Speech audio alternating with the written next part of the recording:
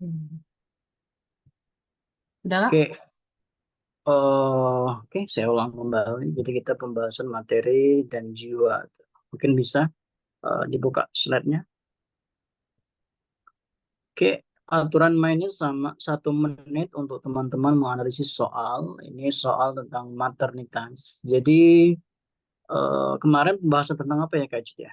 Etik ya mereka ya. Ya kemarin pembahasan tentang etik sama Kak Wahyu nih kak. Oke, kemarin pembahasan tentang etik, Heeh. ini pembahasan tentang maternitas. Jadi pembahasan etik itu ya, saya intermezzo sedikit. Etik itu setiap peminatan itu ada semua tuh. Minimal dia ada 1 soal. Jadi di maternitas nanti ada, di jiwa ada. Oke, soal pertama itu tentang Leopold tuh, teman-teman. eh Baik D3 maupun dari profesioners mungkin sudah paham tuh tentang Leopold. Mungkin bisa dianalisis terlebih dahulu, baru nanti saya akan menjelaskan. Oke, waktunya 1 menit ya teman-teman kakak-kakak. Dimulai dari sekarang.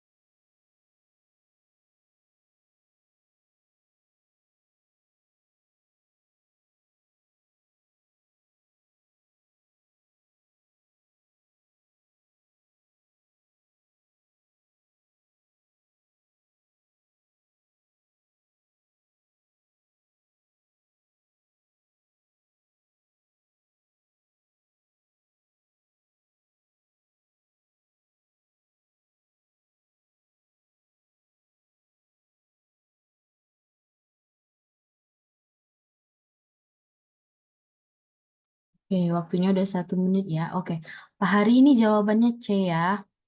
Oke kak, ini Pak Hari sudah memberikan jawaban. Jawabannya C. Oke, boleh untuk Pak Hari. Apa pendapatnya? Kenapa alasannya memilih C?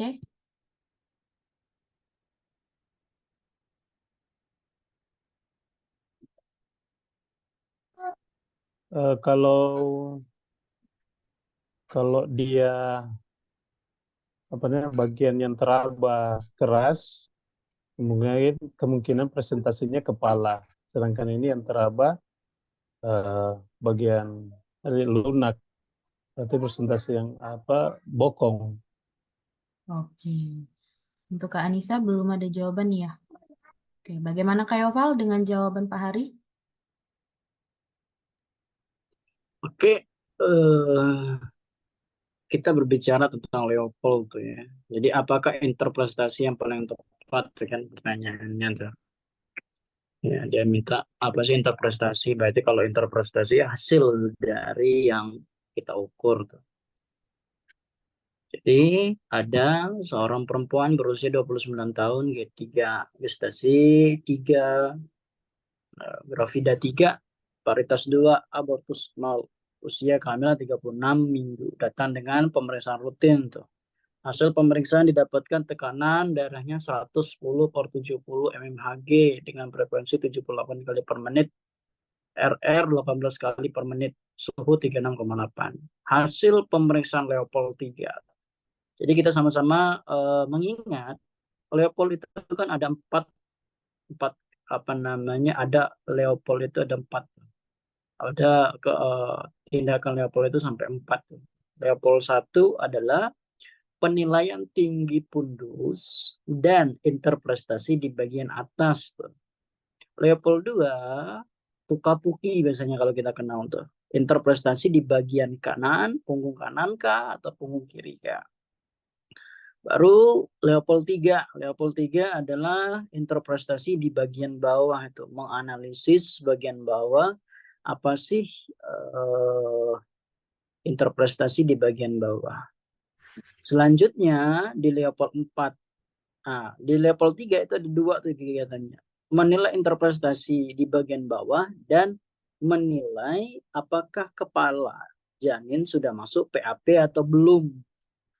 Kalau Leopold 4 menilai apakah kepala janin itu sudah seberapa dalamkah atau banyakkah untuk masuk PAP itu. Berarti sekarang dia bertanya Leopold 3, berarti interpretasi di bagian bawah. Oke. Di bagian bawah dia mengatakan teraba bagian yang lunak tuh. Bagian lunak tidak bulat. Ingat kalau dia kepala teraba bulat. Kalau dia kepala. Normalnya pada saat Leopold 3 aturannya adalah bagian terbawah itu adalah kepala. Seharusnya adalah berbentuk bulat. Tetapi dia tidak bulat, dia mengatakan di sana. Kalau dia mengatakan tidak bulat berarti bukan interpretasi kepala.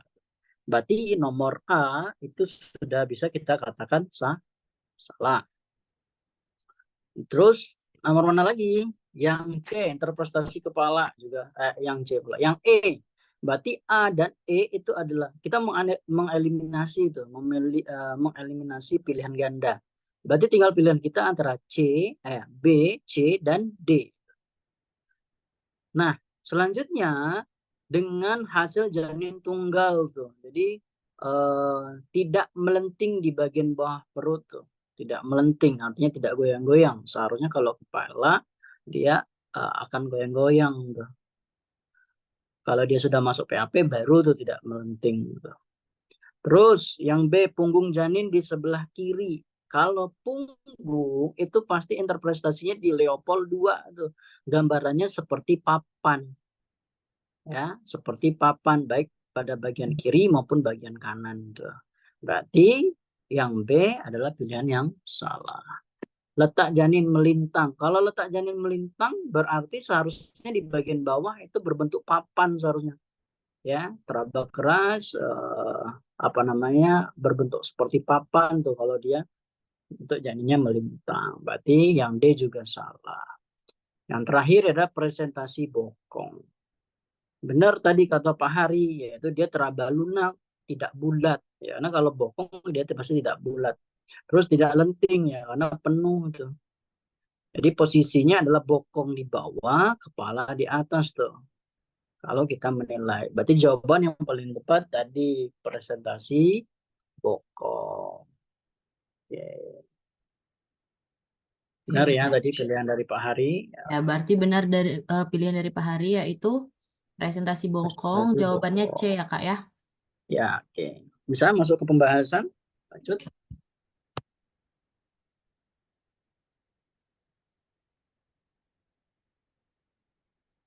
Itu tadi pada bagian teraba lunak ataupun kurang bulat dan tidak melenting pada bagian bawah menunjukkan bahwa itu adalah bokong. Seharusnya dalam kondisi normal tuh teraba keras, bundar dan melenting, bundar atau bulat. Baik. Tuh ya. Oke. Oke. Oke, untuk Kak Nisa, Kak Maya, dan Pak Hari, apakah ada yang belum mengerti nih atau belum paham? Boleh nih tanyain langsung atau bertanya sama Kak Yoval. Bagaimana? Apakah masih bingung? Ada yang ingin ditanyakan? Kalau tidak ada, kita... Oke, Pak Hari, apakah ada yang ditanyain? Sudah paham, Bu? Oh, sudah paham. Oke. Untuk Kak Nisa dan Kak Maya, insya Allah paham juga ya. Oke, Kak. Kita next ke soal berikutnya ya, Kak ya. Oke. Oke.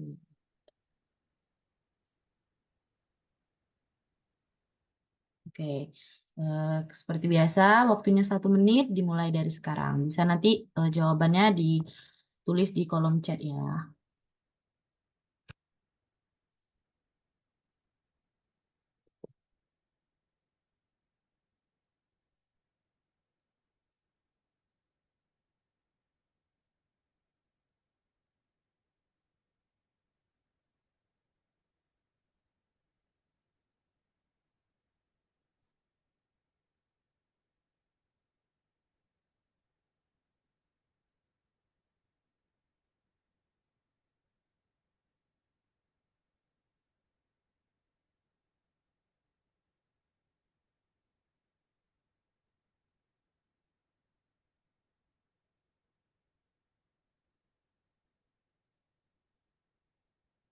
Oke, mohon maaf ya tadi kepencet nih di slide berikutnya.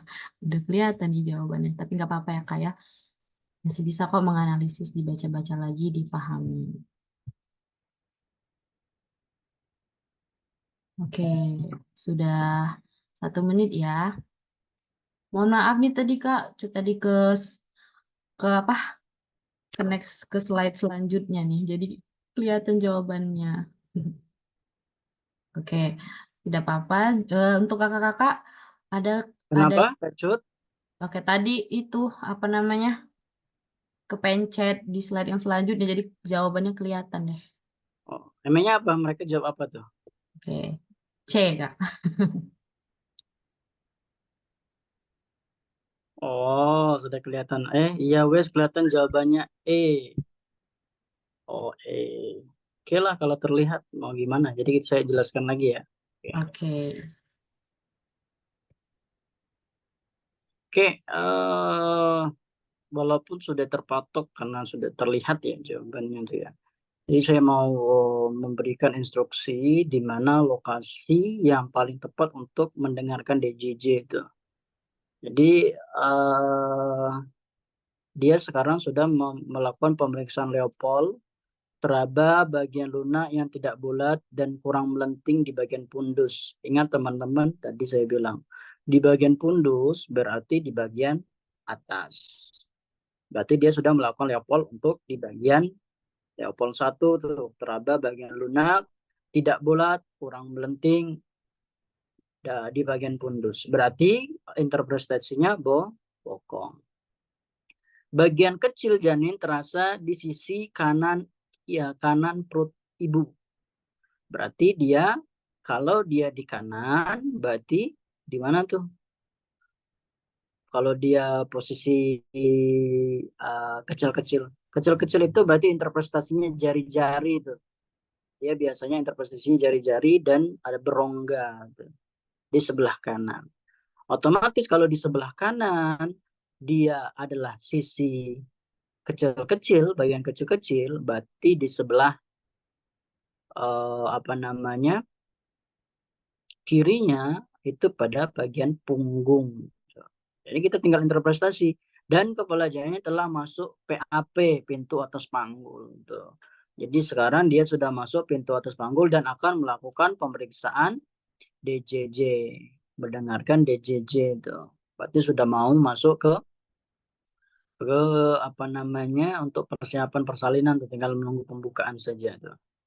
Oke, tinggal kita pilih tuh, tinggal tadi saya sudah bilang dia kalau terasa bagian kecil-kecil seperti jari-jarinya di sebelah kanan pasti berbanding kebalik dengan hasil punggungnya, berarti di sebelah kiri. Oke, berarti ada pilihan tuh, pilihan B dan pilihan C. Tuh. Di bagian kiri, kuadran kiri atas maupun bagian bawah. Sekarang saya tanya teman-teman, kira-kira jantung itu kita analogikan kepala sudah masuk PAP. Berarti artinya kalau dia di kuadran kiri atas itu nggak mungkin tuh.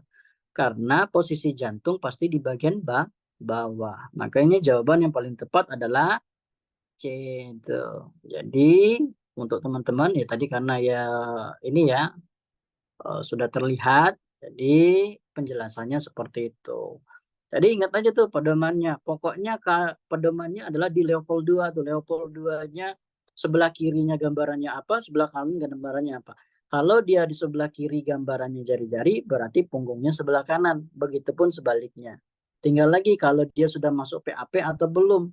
Kalau dia belum masuk PAP, berarti bisa jadi dia di bagian atas tuh. Tapi kalau dia sudah masuk PAP, berarti di bagian bawah. Gitu, Kak Cut. Oke, Oke, berarti kita lanjut ke pembahasannya nih, Kak ya. Ya, boleh.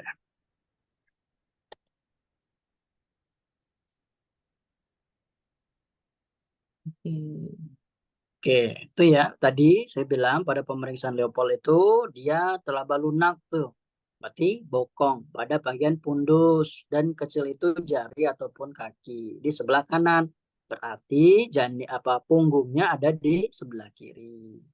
Tinggal lagi posisi di mana kepalanya interpretasinya sudah masuk PAP atau belum. Berarti kalau dia di kuadran kiri bawah, berarti dia sudah masuk PAP untuk mendengarkan DJJ. Itu Kak Jo. Oke, bagaimana kakak-kakak, Kak Maya, Kak Nisa, dan Pak Hari? Apakah jawabannya atau penjelasannya sudah jelas nih? Kalau masih ada yang belum jelas atau belum paham, bisa langsung nih ditanyain sama Kak Yoval.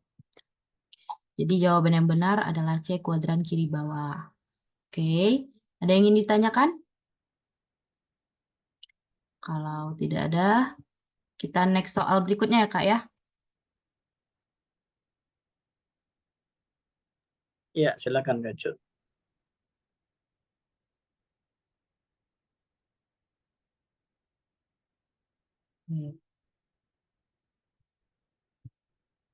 Oke, seperti biasa nih waktunya 1 menit. Nanti jawabannya boleh ditulis di kolom chat. Waktunya dimulai dari sekarang.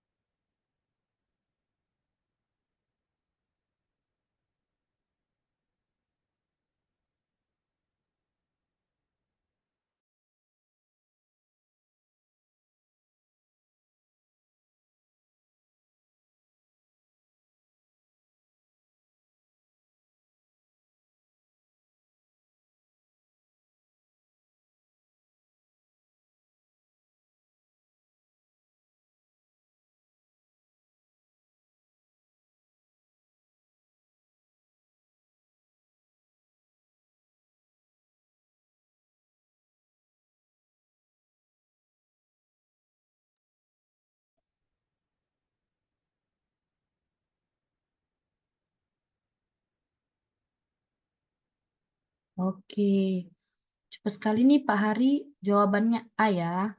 Oke, untuk Kak Anissa dan Kak Maya, boleh jawabannya apa nih? Sebentar, Kak. Oke, baik, siap Kakak. Baru menghitung. Oh, baru menghitung. Oke, oke, oke. Nanti kalau hukum nggak bisa tuh sebentar Kakak. Pengawas pusat udah itu. Oke. Oke. Pak Hari jawabannya A ya. Oke.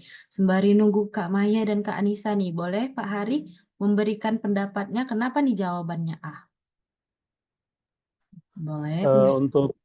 Untuk penghitungannya, tanggalnya tambah 7, kemudian bulannya ditambah 9, Dan tahunnya bisa ditambahkan 1, atau kalau dia ini tidak dalam setahun itu mencukupi untuk 9 bulan, berarti tidak perlu ditambahkan. Terima kasih. Oke, terima kasih Pak Hari. Oke.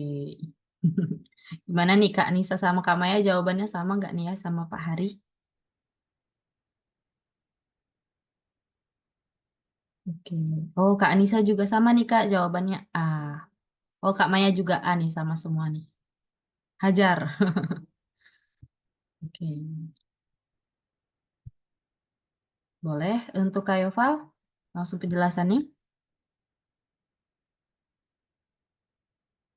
Jawaban kakak-kakak kita nih A semua nih, Kak. Oke, semuanya A ya. Iya, Oh, betul. tadi berapa yang Pak Hari ditambah 7 ditambah 9 ya? Iya ya, yang Pak Hari tadi ya. Ya, bagaimana Pak Hari? Yang tadi rumusnya? Iya, Pak. Harinya ditambah 7, bulannya ditambah 9, kemudian tahun tetap. Kecuali Oke, tahunnya di atas bulan Mei, bulan April ditambah di satu atas bulan tahunnya, April ditambah satu, ditambah 1 ya Pak ya. ya untuk tahunnya. Oke, Luar biasa. Oke, luar biasa ya Kak oke, Maya ya. oke. Coba dibuka pembahasannya. Mungkin Oke, sip. pembahasannya agak lebih berbeda tuh teman-teman. Oke. Jadi kalau yang saya pakai, jadi mungkin bisa dipakai juga yang punya Pak Hari ataupun yang saya boleh dipakai. Kalau saya menghitung adalah tadi ditambah 7 harinya benar. Bulannya itu dikurangi 3, tahunnya ditambah 1. Jika berada di bulan Januari sampai Maret tuh. Kalau Pak Hari tadi kan ditambah tuh bulan apa tetap tuh kata dia kan.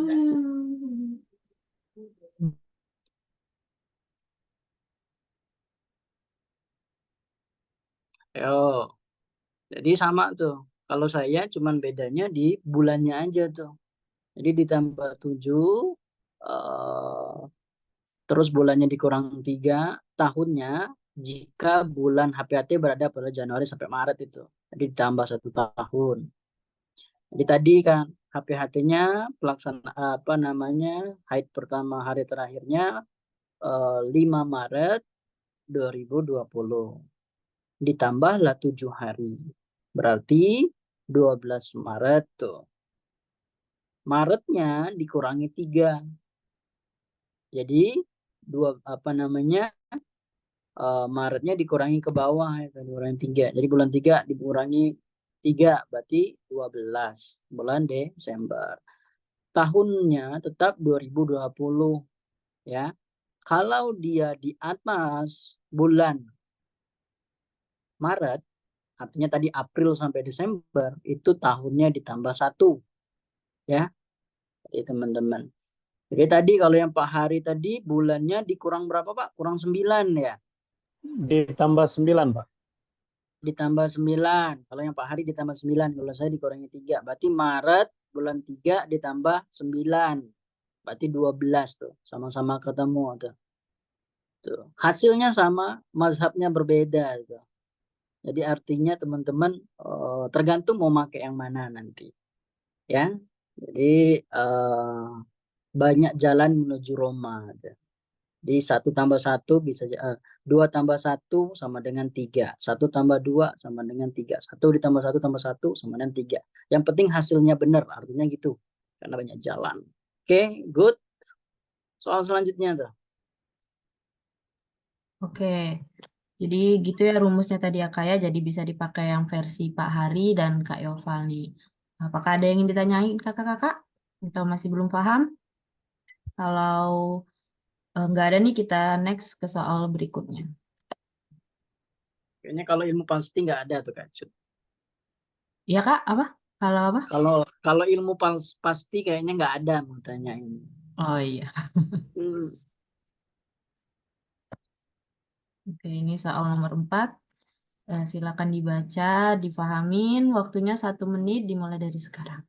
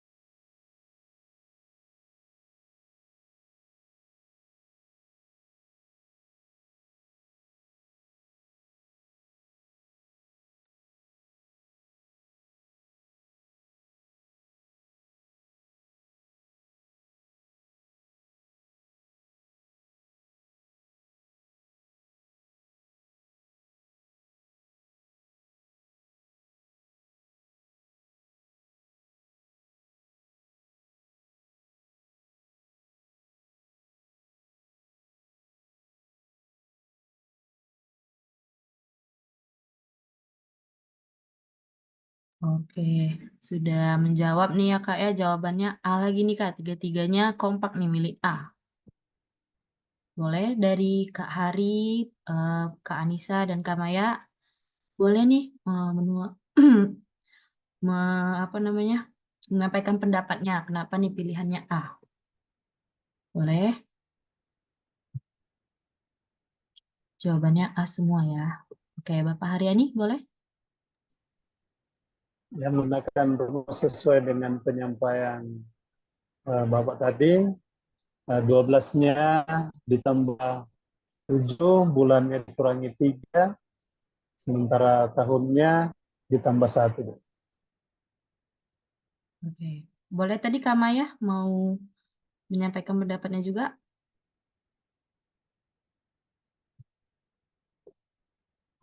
Oke, nggak jadi kayaknya ya. Oke, langsung saja Kak Yoval pembahasannya.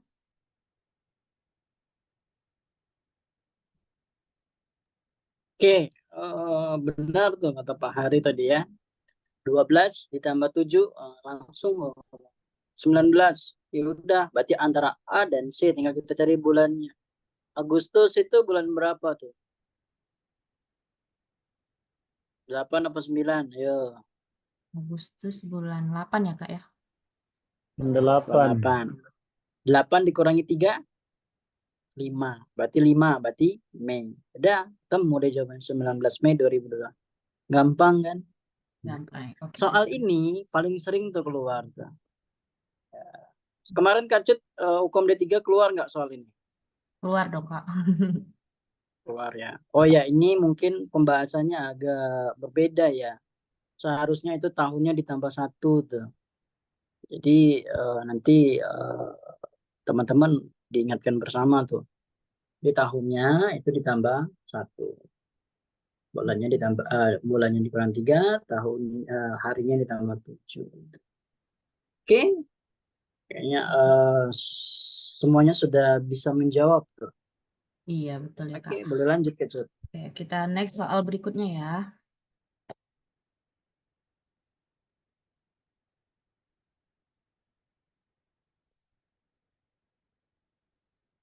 Oke, ini soal nomor 5. Oh, ini udah masuk soal kejiwa ya Kak ya. Boleh kakak-kakak semua dibaca Ya, benar, soalnya. masuk soal jiwa tuh. Oke, nanti eh, jawabannya boleh ditulis di kolom chat. Dimulai dari sekarang 1 menit. Dimulai dari sekarang.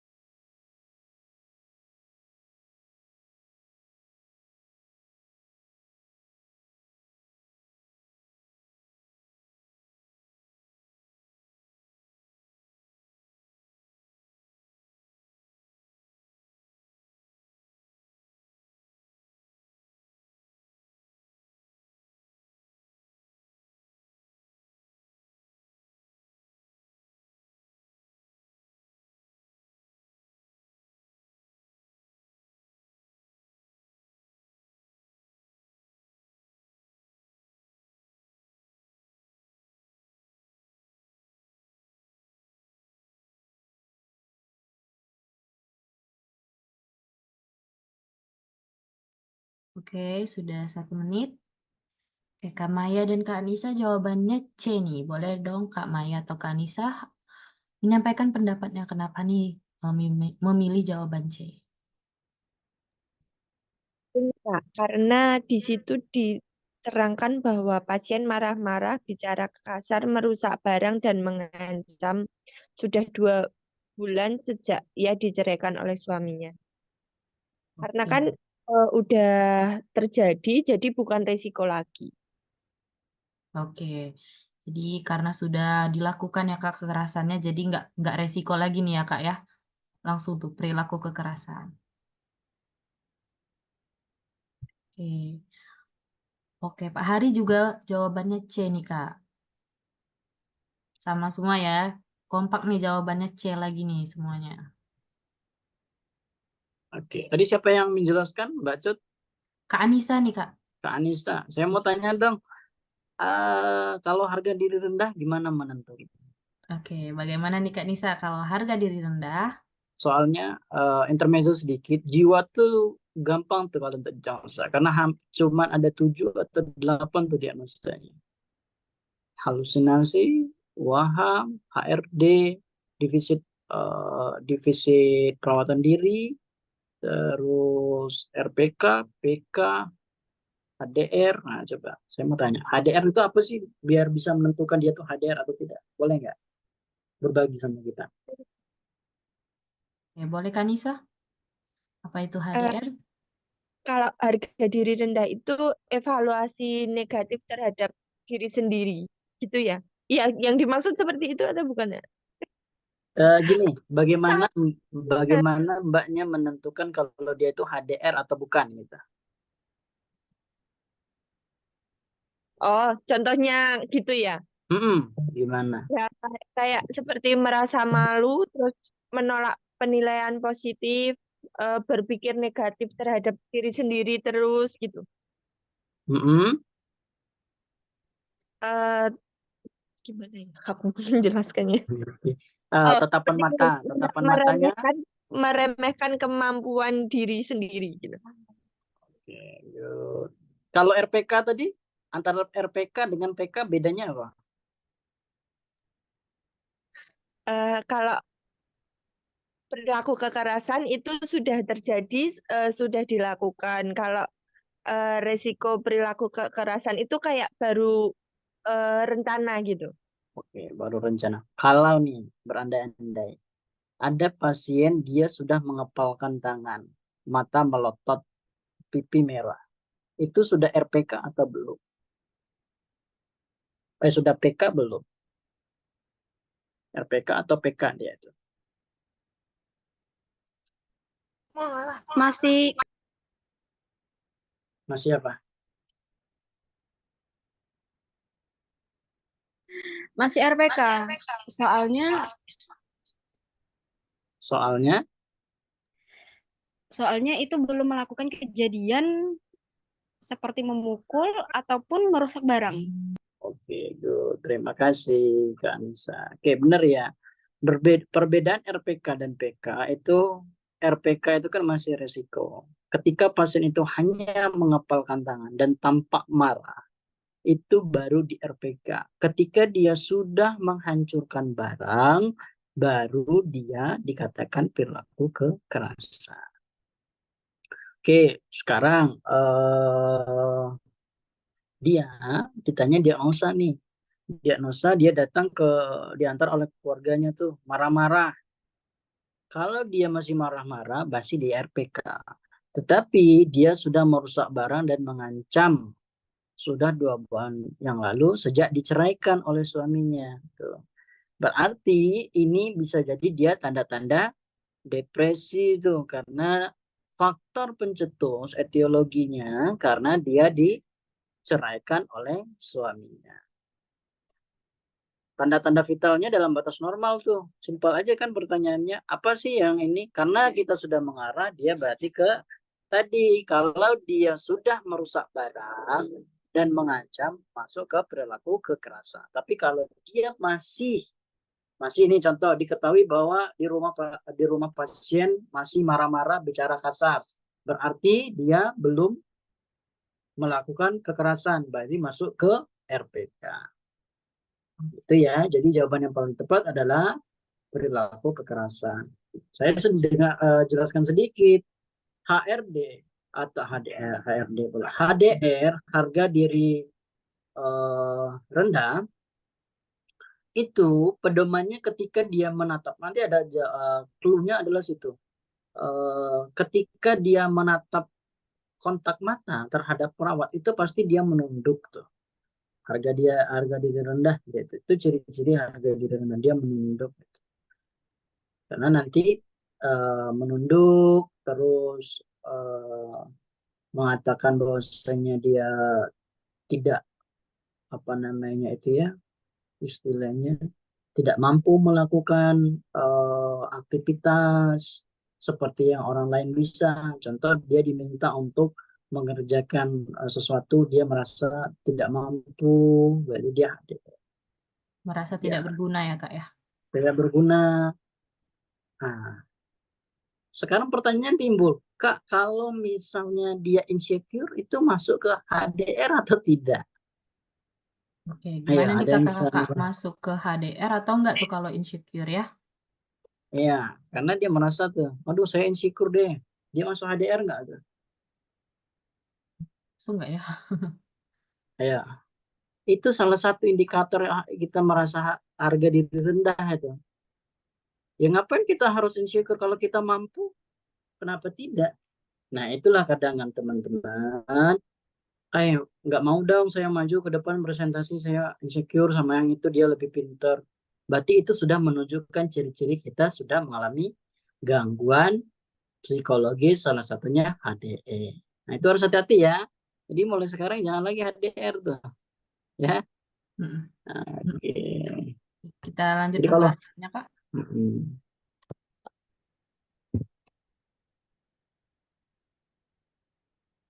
oke, jadi benar jawabannya karena tadi ada kata-kata mengancam dan sudah merusak barang, dia sudah masuk ke perilaku kekerasan.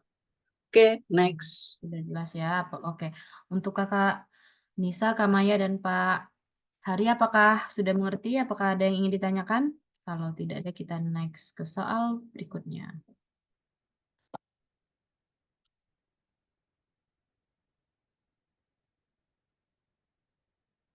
Oke, ini soal nomor 6. Silakan dibaca. Waktunya seperti biasa 1 menit dimulai dari sekarang.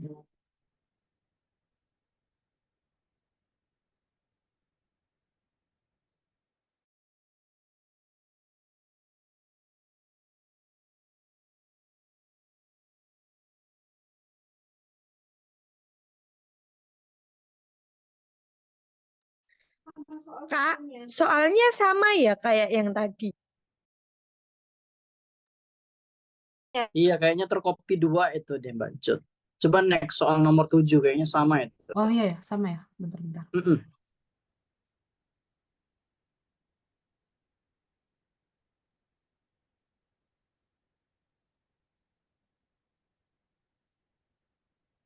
Oke.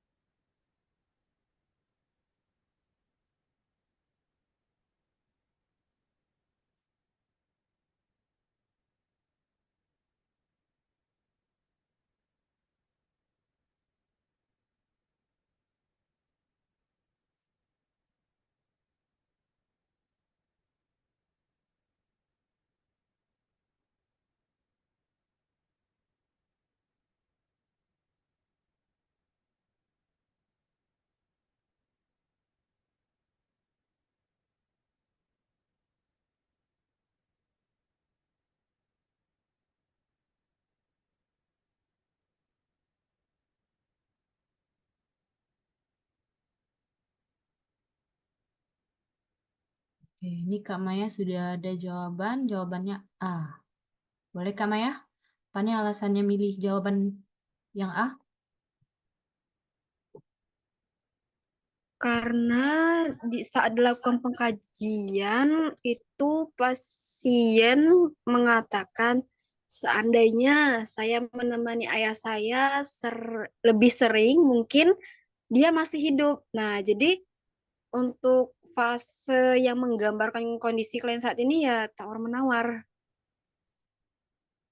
Oke, jadi masih berandai-andai ya Kak ya. Coba aja. Oke, boleh Kak Yoval langsung penjelasannya atau masih ini Kak Nisa atau Pak Hari ingin memberikan pendapatnya?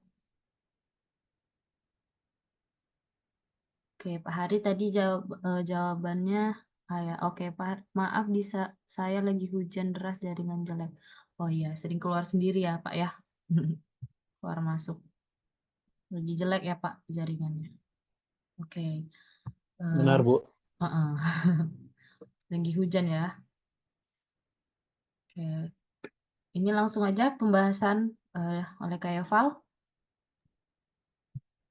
Oke, tawar menawar ya. Kalau ininya bahasa keperawatan jiwanya apa tuh? Tadi siapa Mbak siapa tadi? Mbak Maya nih. Mbak Maya apa tuh? Kalau tawar menawar disebut dengan apa itu? Ayo. Kebetulan saya buatkan dalam bentuk bahasa Indonesia, jadi bisa langsung ketahuan. Kalau dalam bentuk bahasa jiwa gimana? Apa namanya tawar menawar? Oke, apa tuh ya? Ayo, Mbak Maya.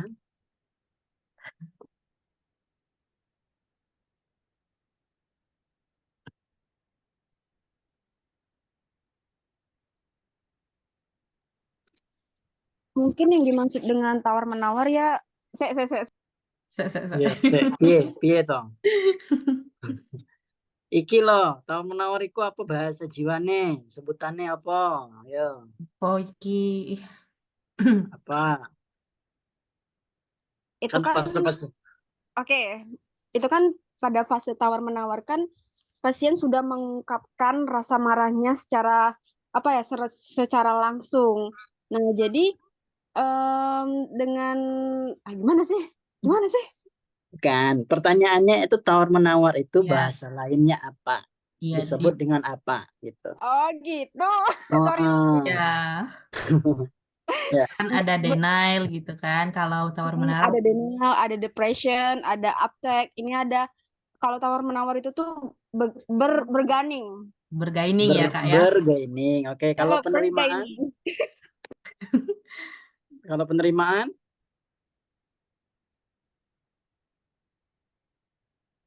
Kalau udah menerima apa tuh? Asek, ekspektansi. Ya bukan sih susah ya, Kak. oh, acceptance. ACC Acceptance. itu kalau gampangnya ACC itu. Masih tingkat akhir tahu tuh di ACC. Oke, kalau depresi depression. Kalau marah anger. Jadi bahasanya nanti dihafalin ya. Tawar menawar itu disebut dengan bergaining. Bergaining. Itu. Kos apa kata kuncinya adalah ketika dia mengatakan seandainya. Kalau dia mengatakan seandainya berarti dia sudah masuk di fase tawar menawar atau bergaining. Penerimaan dia sudah acceptance tuh, ACC sudah menerima, dia sudah lapang dada menerima kematian ayahnya, itu masuk ke fase acceptance atau penerimaan. Kalau depression berarti dia sudah ada tanda-tanda depresi tuh, misalnya marah-marah, merusak barang, itu oh dia marah ketika apa namanya orang tuanya meninggal, dia marah-marah, nangis-nangis sampai 40 hari 40 malam. Nah, itu dia masih di fase depresi. Depresi. Terus fase denial. Denial itu disebut dengan apa tuh? Mbak Maya. Denial. Ya, Ya, Denial denial itu apa disebut tuh ya? dengan apa? kok sih toh? Alan-alan toh. Kenapa? Pelan-pelan. Rima pasti berduka tuh apa? Ya, denial apa? Disebut dengan apa? Denial. Searching dulu ya Kak ya. Lingkaran. Tidak, saya tidak percaya bahwa itu terjadi seperti itu contohnya. Iya. Penyangkalan. Oke, itu denial tuh penyangkalan, menolak. Menolak. Oke, kalau Nggak marah. terima. Oke. Oke, jawaban yang paling tepat adalah A, tawar-menawar atau bergaining. Bergaining. Oke, good. Boleh lanjut. Soal nomor 7. Oke, jadi jawabannya benar tawar-menawar ya Kak ya. Ya, soal terakhir tuh ya. Ini next lanjut. Ini. Oke. Boleh kakak-kakak 1 menit dimulai dari sekarang.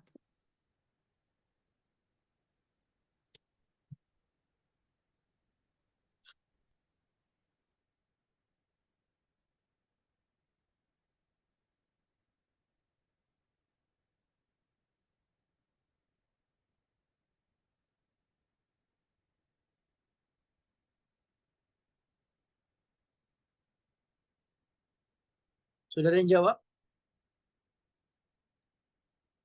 Udah nih. Semua nih ya. Oke, Pak Hari Soalnya jawabannya A, Kak Anissa jawabannya A. soalnya gampang kok itu. Gampang ya. Saya tanya salah satu tuh. Pak Hari, Cepat. kalau halusinasi perabaan gimana tuh Pak Hari?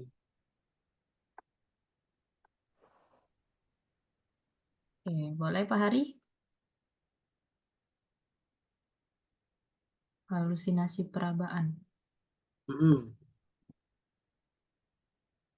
Halusinasi perabaan gimana? Atau Mbak Maya deh, karena Pak Hari jaringannya jelek tuh. Jaringannya lagi jelek nih kayaknya. Mm. Oke, Kak Maya atau Kak Nisa, apa itu? Kalau perabaan gimana tuh? Apa yang membedakan perabaan, pendengaran, pengucapan? Kalau perabaan gimana? Kalau halusinasi perabaan itu kayak merasa ada yang menyentuh, padahal tidak ada seperti itu. Oke, contoh kalau ada dia merasa ada binatang yang hinggap di tubuhnya, ternyata pas dicek tidak ada, itu masuk ke perabaan. Oke, Kak Nisa, halusinasi penciuman? Oke, boleh Kak Nisa, apa itu Halusinasi penciuman? penciuman itu contohnya itu kayak eh, misalnya kayak bau busuk gitu, padahal itu orang lain tidak apa namanya tidak berbau juga, terus kayak bau wangi kayak gitu.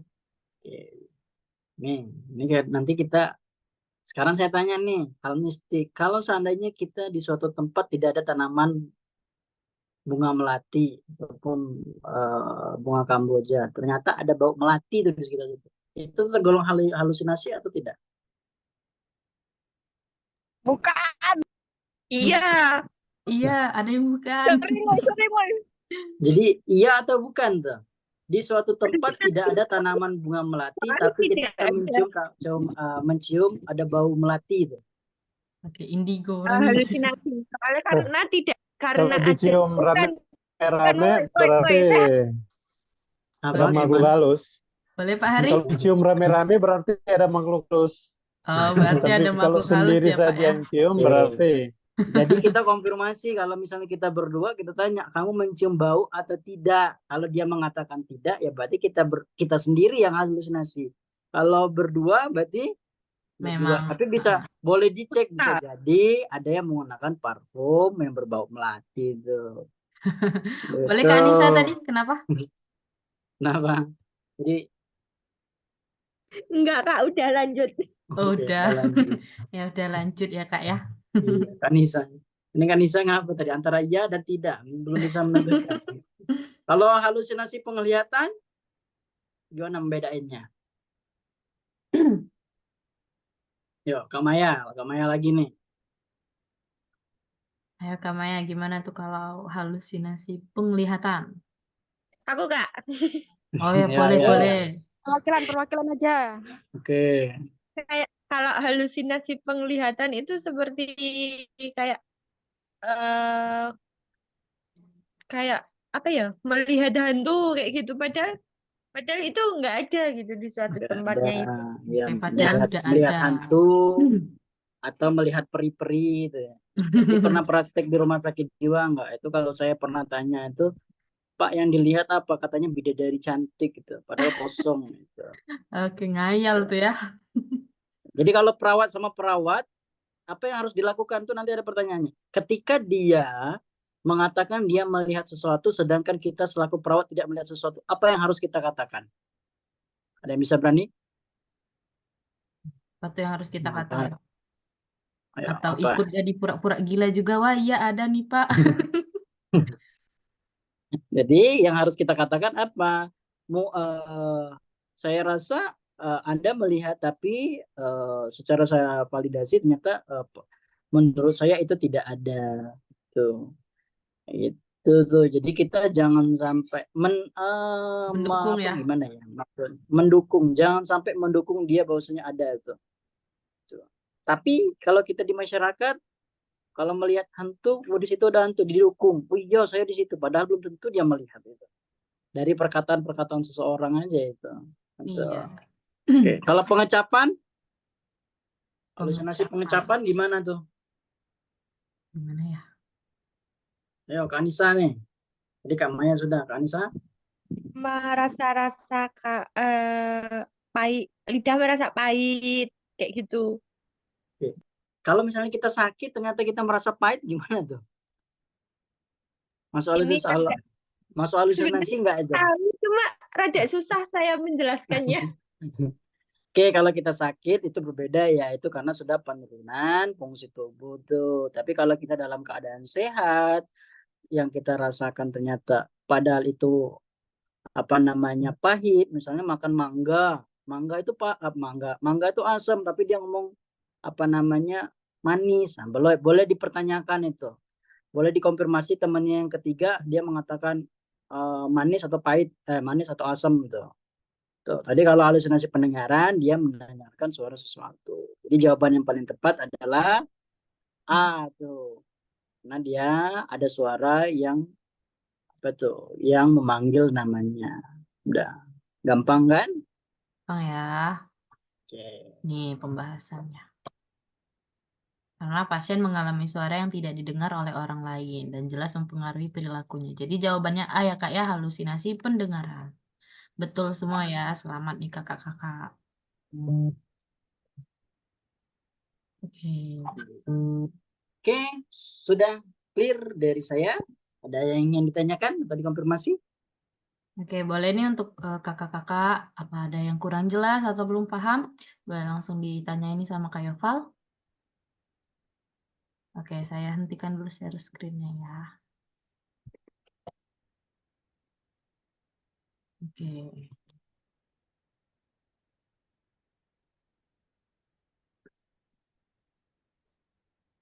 Untuk Kanisa, Kak Maya, Pak Hari, apakah ada yang ingin ditanyakan?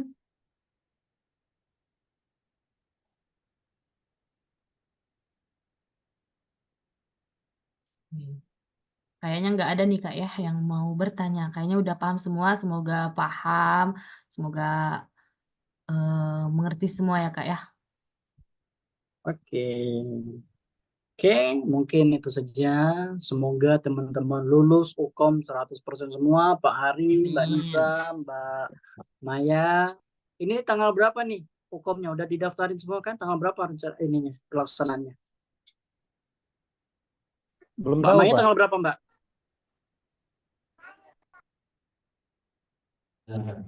Kalau hukum tanggal 19 Oktober. Wah, masih UKOM lama 19 Oktober. Oh, UKOM 19 Oktober. Pak Hari tanggal berapa, Pak Hari? Baru estimasinya sekitaran tanggal 13 sampai tanggal 15. Oke, minggu Pastinya ke belum ini tahu, ya. Pak. Kalau Mbak Maya? Iya. Sama nih Mbak kayaknya Maya belum. Mbak 19 Oktober juga. Mbak Nisa. Oke. Itu apa Sama tuh? satu universitas sama Mbak Hmm. Maya. Oh, sama. Oh, Oke. Kak Yoval Kak, ini ini ada nggak yang lanjut, nanya aku nih. lemah. Oke. Aku lemah kalau maternitas di pertemuan selanjutnya ya Boleh Kak ya. nanti pertemuan saya kapan lagi, Mbak Co? Nanti dibuat maternitas saja tuh.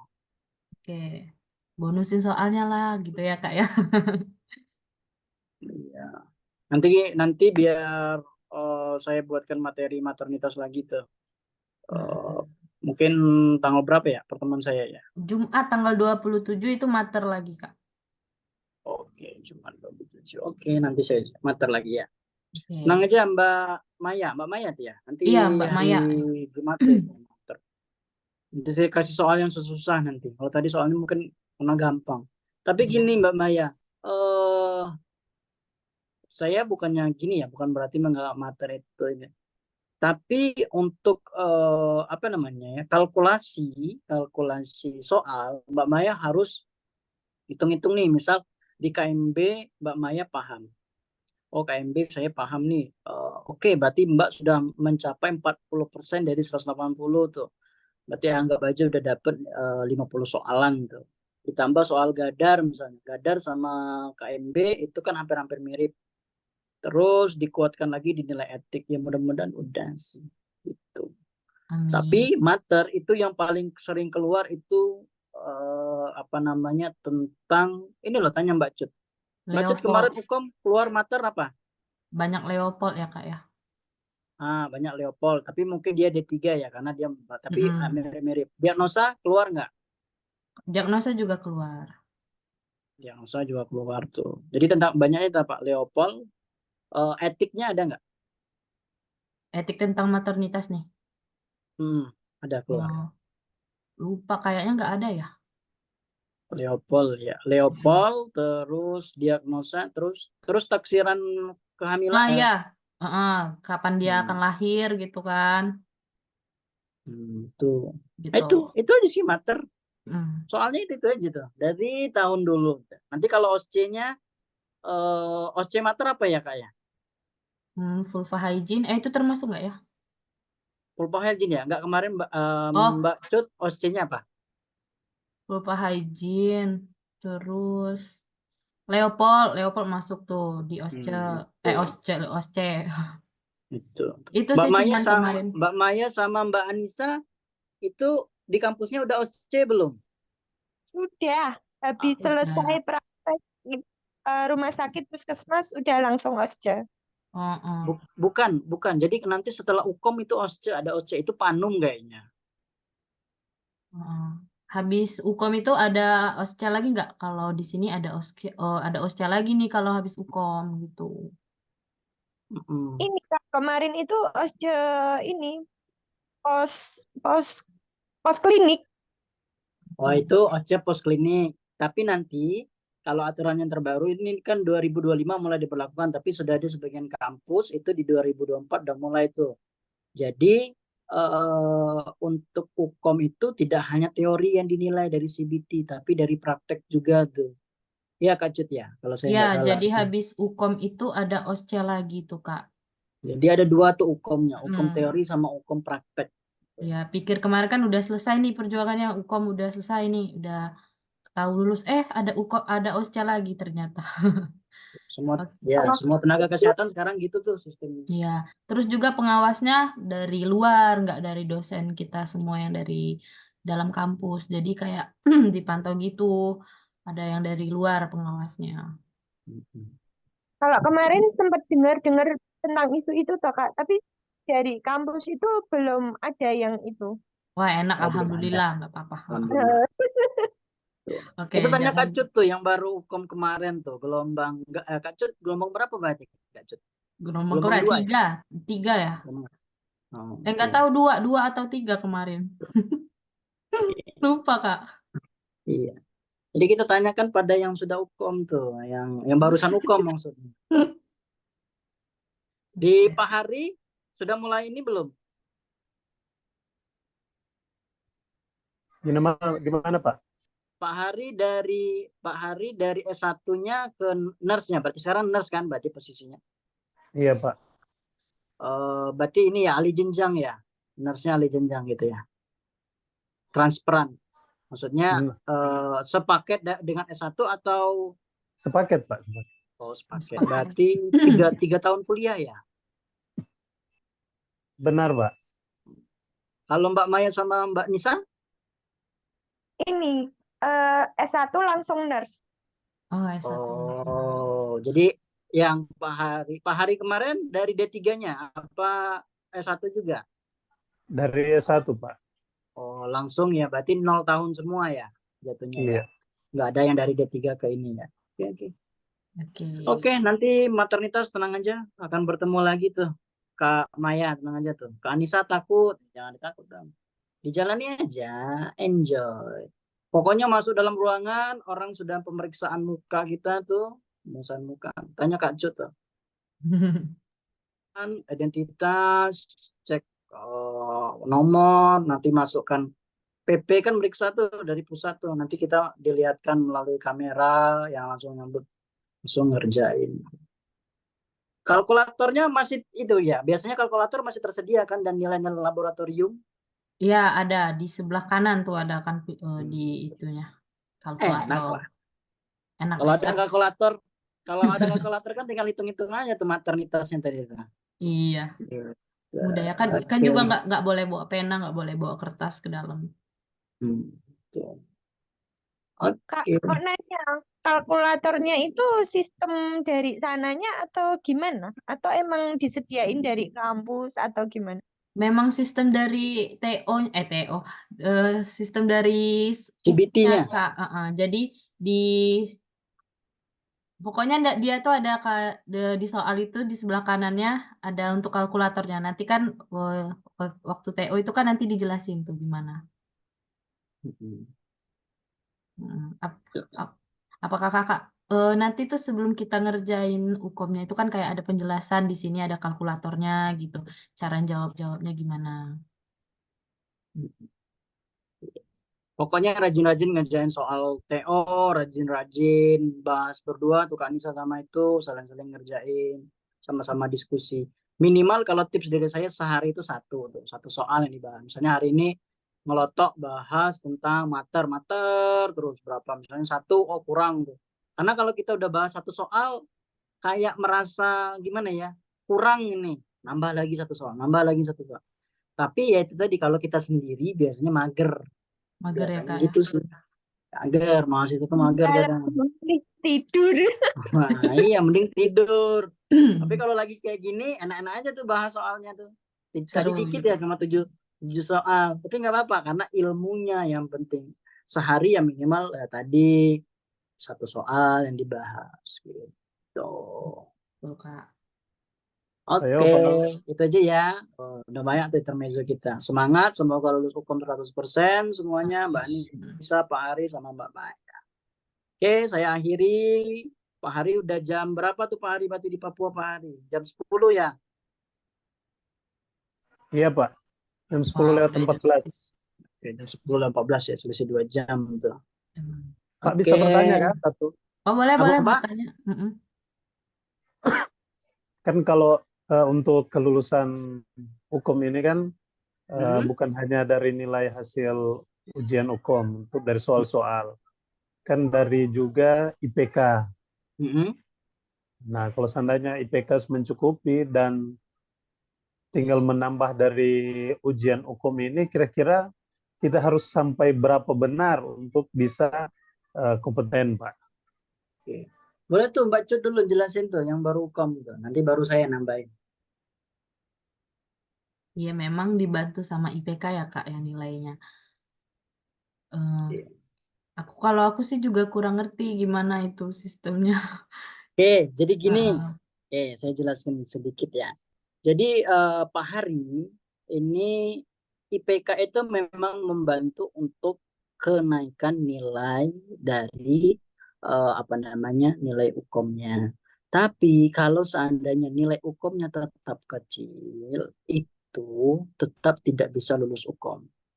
Karena ada tuh yang mengatakan, tenang aja lah, nggak usah belajar, nanti dibantu nilai IPK. Ini kejadian tahun 2022, itu teman saya, nurse itu. IPK kan yang dipakai kalau nurse kan IPK nurse ya. Ya kan kalau saya nggak salah itu 3,6 sekian IPK-nya. Tergolong bagus kan berarti kan? 3,6 sekian. Ada juga yang 3,7 tuh. Tapi dia ya udah tua tuh, umur 38 dia ngambil nurse tuh. Jadi IPK-nya bukan 3,8 tuh. Jadi kumlot lah kalau IPK-nya. Tetapi waktu pelaksanaan hukum dan hasil pengumuman hukum, ternyata dia tidak lulus hukum. Nah, artinya apa? Memang IPK membantu, tetapi intinya itu ada di nilai hukum juga. Nah, kalau untuk D3 itu minimal, kalau saya tidak salah 42 skornya tuh. Nilainya 42 apa 43 tuh.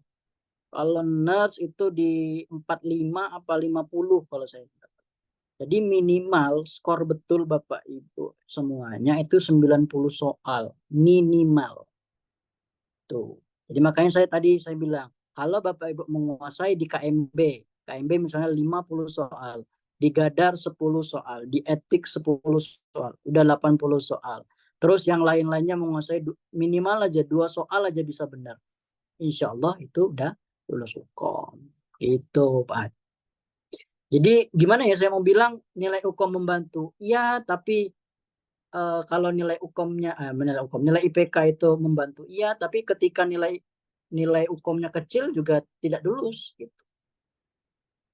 Jadi hanya membantu 60%, 40%-nya kan memang dari IPK, dari hukum.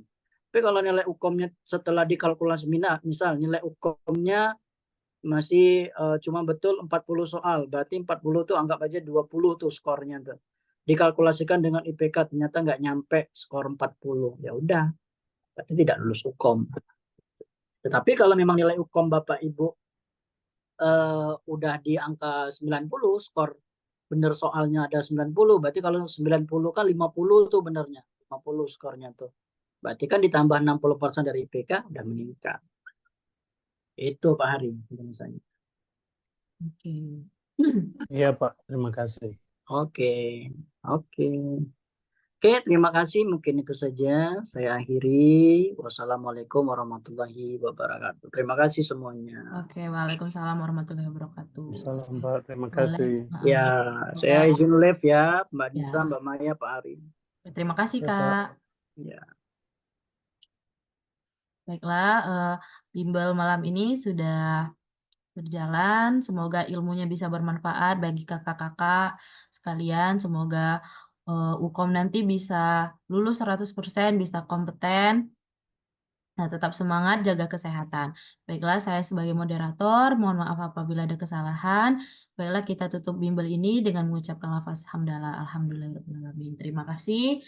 Wassalamualaikum warahmatullahi wabarakatuh.